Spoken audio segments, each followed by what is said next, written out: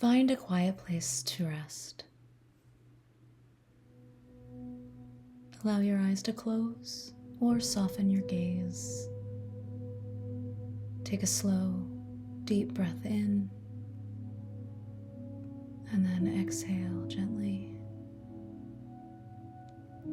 Let yourself arrive, for there's nowhere to go right now, just this moment.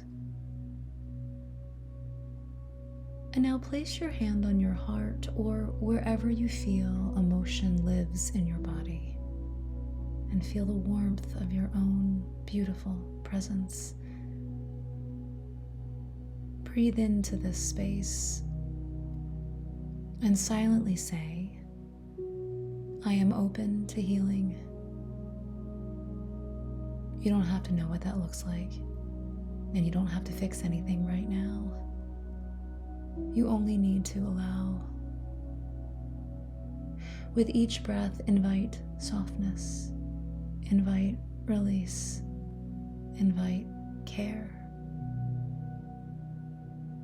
You might even imagine a light, golden, white, or soft blue gently filling your body, starting at the crown of your head and slowly moving down, bringing ease, bringing calm, bringing restoration.